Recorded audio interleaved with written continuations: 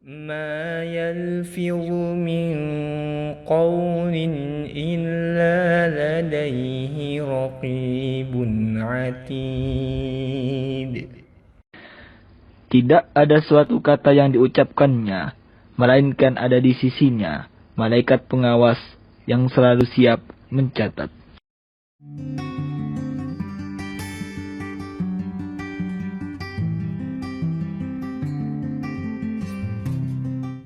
Bismillahirrahmanirrahim. Assalamualaikum warahmatullahi wabarakatuh. Alhamdulillah wassalatu wassalamu ala rasulillah amma ba'd. Kaum muslimin wal muslimat rahimakumullah. Kita masih belajar tentang serial komunikasi keluarga Islami. Kita sudah belajar tentang bagaimana menanamkan cinta kepada Allah Subhanahu wa taala, cinta kepada Rasul, cinta kepada Al-Quran, dan cinta kepada sholat. Ini hal-hal pokok yang sangat penting untuk kita tanamkan kepada anak. Dan sekali lagi kita menggunakan teori penting dari Ibnul Qayyim tentang pembiasaan, yaitu ada 5 langkah penting dalam menanamkan nilai pembiasaan kepada anak. Khawatir, tasawur, kemudian iradah, kemudian fi'il, dan iradah, kemudian amal, kemudian menjadi adat. Itu 5 langkah penting dan kita akan selalu aplikasikan, turunkan ke dalam teknis-teknis pembiasaan ke berbagai macam bidang. Hari ini kita akan membincang tentang bagaimana membiasakan dan menanamkan cinta masjid kepada anak. Ma'asyiral muslimin wal muslimat rahimakumullah. Masjid adalah tempat yang paling mulia di muka bumi.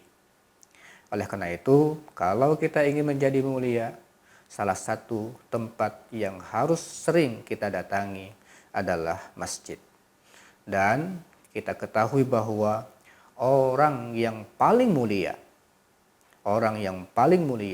sejak Nabi Ibrahim alaihissalam, nanti Nabi Ismail alaihissalam, puncaknya Nabi Muhammad SAW, kemudian generasi-generasi sahabat, generasi berikutnya, ternyata mereka-mereka yang paling mulia di muka bumi, yang diabadikan di dalam sejarah ini adalah mereka-mereka yang lahir dari masjid, dan aktivitas-aktivitas kebaikan itu selalu lahir daripada masjid.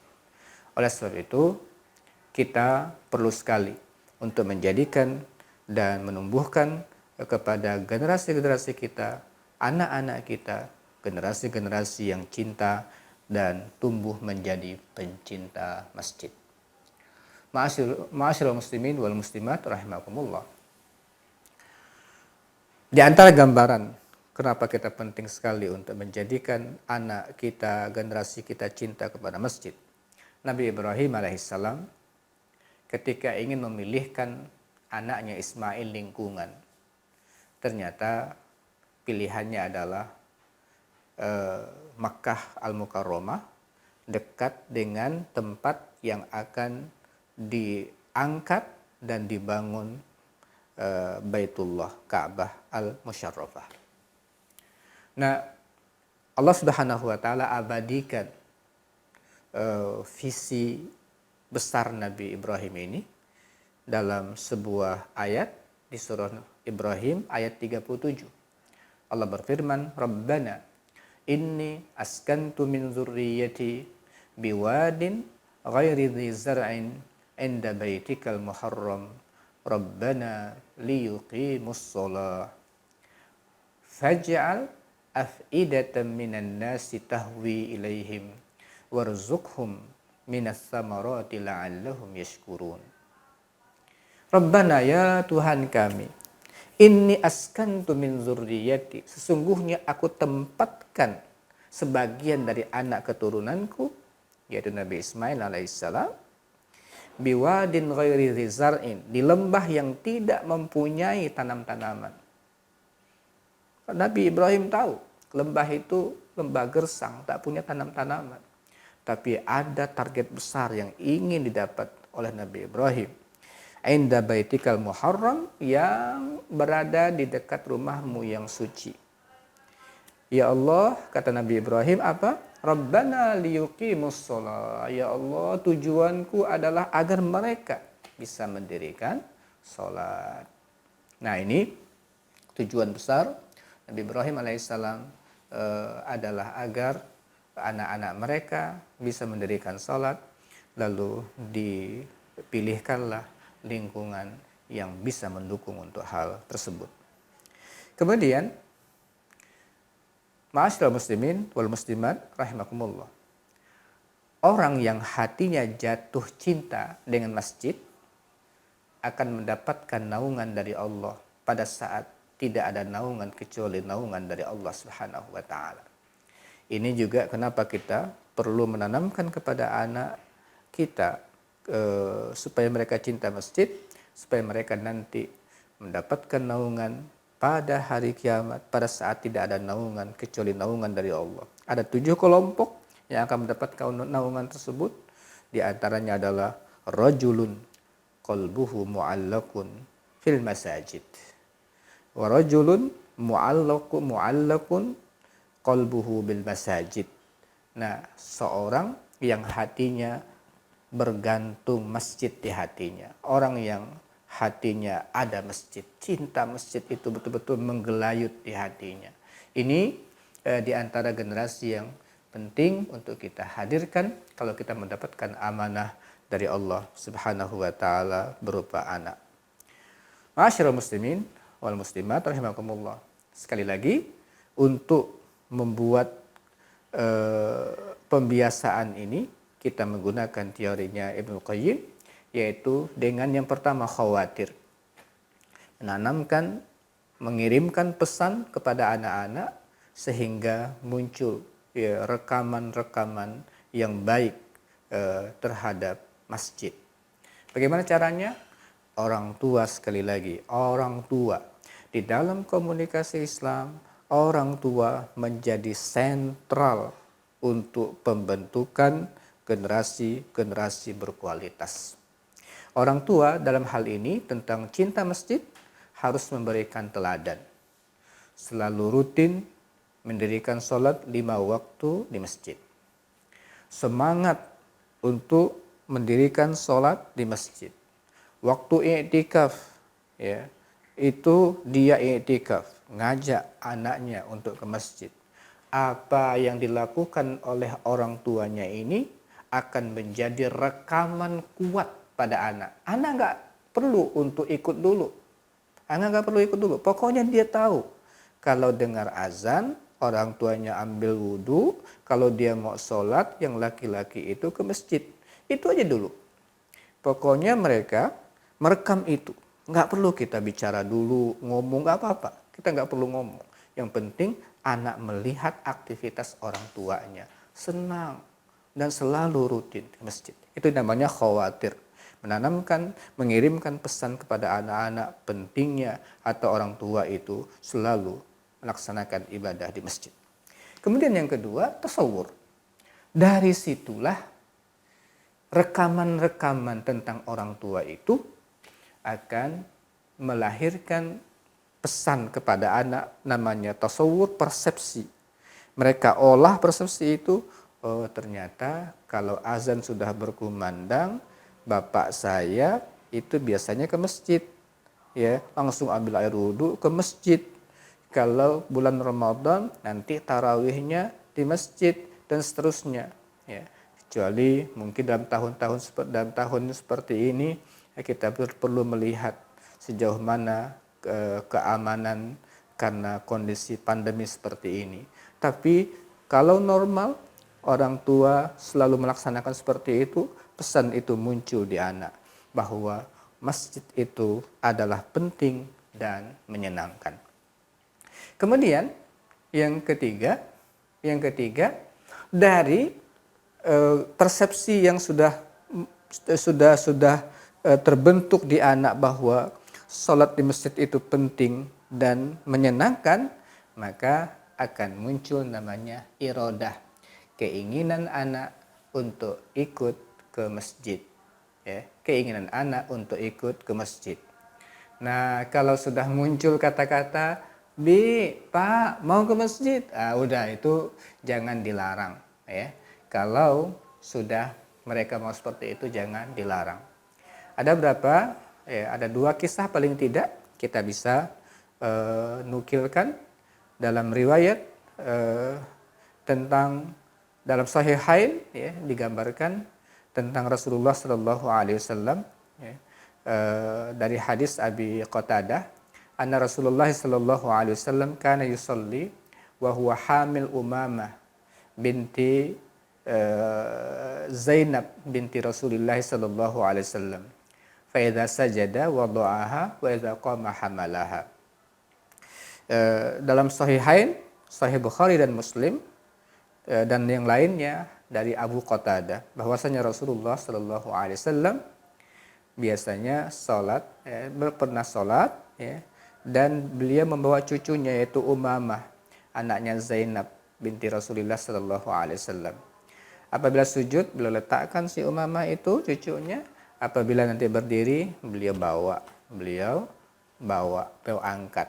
Nah itu riwayat bahwa Rasulullah Shallallahu Alaihi Wasallam anak yang masih kecil seperti itu pun sudah dibiasakan atau dibawa oleh Rasulullah Shallallahu Alaihi Wasallam. Dalam riwayat Imam An-Nasa'i dari Abdullah bin Shaddad dari bapaknya, beliau juga menceritakan kharaja alaina Rasulullah Shallallahu Alaihi Wasallam fi ihda salatail asya wa huwa hamilun Hasanan au Husain. Jadi suatu diceritakan di sini bahwa kami keluar untuk melaksanakan salah satu sholat antara maghrib dengan isya, dan pada saat itu beliau membawa Hasan atau Husain kata periwayat hadis, kata perawi hadis. Fataqaddama Rasulullah Shallallahu Alaihi Wasallam fawada'ahu. Rasulullah pun maju untuk jadi imam dan diletakkan itu anak ya, cucunya itu. Tsumma kabbar lis-shalah. Kemudian beliau takbir untuk salat. Fasalla. Lalu beliau salat ya, fasajada baina dhahranai salatihi, ay fi asna salatihi. Lalu beliau sujud ya. Ketika lagi sujud, kok sujudnya panjang sekali ya, sujudnya panjang sekali. Lalu qala abi farafatu ra'si, bapakku bilang, kata perawi hadis yaitu Shaddad ya, Abdullah bin Shaddad ini, aku angkat kepalaku, farafatu ra'si ya. Wa idza sabi ala zahri Rasulillah sallallahu alaihi wasallam. Tiba-tiba ternyata ada anak kecil lagi di punggung Rasul. Jadi Rasul itu nggak bisa untuk berdiri. Kenapa? Tidak berdiri karena anak itu main kuda-kudaan. Cucu itu ada di punggung Rasul dalam keadaan sujud. Lalu ketika ngelihat itu, kata perawi hadis, farajatu ila sujudi, aku sujud lagi setelah ngelihat itu, aku angkat, ada apa? Ternyata ada anak di situ naik di punggung Rasul, kemudian aku sujud lagi, kata perawi hadis. Falamma qada Rasulullah sallallahu alaihi wasallam as-shalah, ketika selesai salat, orang-orang sahabat nanya, ya Rasulullah, innaka sajadta baina dhahranai salatika sajdatan ataltaha hatta dzannanna annahu qad hadatsa amrun. Rasul, kok panjang sekali sujudnya? Sampai kami pikirannya itu pasti ada sesuatu ini. Aw annahu yuha ilaika, atau ada yang diwahyukan kepadamu. Kata Rasulullah sallallahu alaihi wasallam, kullu zalika lam yakun. Enggak, dua-duanya bukan. Bukan apa-apa, kata jadi apa-apa dan bukan juga wahyu. Walakin ibni irtahalani. Tapi ini anakku ini, cucuku ini naik ke atas punggungku. Fakarihtu anu ajilahu. Ya, aku enggak suka mempercepat dia di atas itu. Terlalu cepat aku untuk menyelesaikan mainnya itu. Hatta yakdi hajatahu, sampai dia selesai. Ya, sampai dia sudah puas baru aku akhirnya bangkit. Nah, itu gambaran bagaimana Rasulullah Shallallahu Alaihi Wasallam terhadap cucunya itu dari sejak kecil memori itu sudah ditanamkan tentang masjid, tentang cinta masjid, dan Rasulullah membiarkan anaknya atau cucunya seperti itu untuk senang dengan aktivitas melaksanakan ibadah sholat tersebut. Kemudian riwayat lain juga menggambarkan bahwa ibu-ibu membawa bayinya sholat jamaah di masjid. Nah, itu Rasulullah SAW dalam hadis Anas bin Malik menggambarkan, disebutkan oleh Rasul, inni la adkhul fis shalah wa ana uridu itolataha. Aku udah niat sholat ini mau dipanjangkan. Fa asma buka asabi, tapi aku dengar ada anak nangis, ya. Fa tajawwaz fi sholati. Akhirnya aku mempercepat sholatku. Jadi gambaran mimma alam min syiddati wajdi ummihi min bukaihi. Aku tahu kalau anak udah nangis pasti perasaan ibunya itu sudah nggak karuan. Jadi digambarkan hal-hal seperti itu kepada kita tentang kalau kebiasaan untuk merekam kepada anak tasawur itu harus dimulai dari sejak kecil agar mereka cinta kepada masjid. Nah, sambil itulah kita menanamkan, ya, sambil ikut ke masjid itu kita tanamkan kepada mereka keutamaan untuk memakmurkan masjid yang begitu banyak tersebut. Jadi kita perlu tanam kepada mereka sambil jalan, sambil sholat, sambil dia di masjid, ada kesempatan kita tanamkan bahwa orang yang selalu mendirikan ibadah di masjid itu pasti orang-orang yang beriman. Nah, itu seperti hal-hal seperti itu, bahwa innama ya'muru masajidallah man amana billahi wal yawmil akhir. Sungguh yang bisa memakmurkan masjid Allah adalah orang-orang yang beriman kepada Allah dan hari akhir. Tanamkan terus keutamaan-keutamaan terus seperti itu. Kemudian selanjutnya mungkin ada masa-masa anak malas dan sebagainya. Terus kita jangan biarkan mereka kalau sudah waktunya untuk sholat sejak umur 7 tahun, ya, terus sampai mereka 10, apalagi sudah sampai mereka baligh, itu terus kita ingatkan, kita ajak mereka untuk senantiasa dekat dan akrab dengan masjid, dan akhirnya suatu saat ketika pekerjaan atau fiil atau amal itu dilakukan secara berulang-ulang akan melahirkan adat dan melahirkan generasi yang cinta kepada masjid. Ma'asyiral muslimin wal muslimat rahimakumullah, masjid tidak boleh kosong dari orang-orang yang memakmurkannya. Kita memiliki batas umur. Oleh sebab itu, ketika kita pergi, sudah ada generasi yang kita siapkan untuk menggantikan kita memakmurkan masjid. Dan kalau lahir dari generasi-generasi ini yang telah terbiasa dengan ibadah sholat di masjid, saat kita meninggal dunia, mudah-mudahan amal jariyah mengalir terus kepada kita, karena kita telah melahirkan, membiasakan mereka untuk menjadi generasi yang cinta Al-Quran. Mudah-mudahan Allah Subhanahu wa Ta'ala berikan kekuatan kepada kita untuk melaksanakan amanah, mendapatkan generasi-generasi yang diamanahkan kepada kita, mereka-mereka cinta kepada Allah, cinta kepada Rasul, cinta kepada Al-Quran, cinta kepada sholat, cinta kepada masjid. Aqulu qouli hadza wa astaghfirullah li wa lakum. Assalamualaikum warahmatullahi wabarakatuh.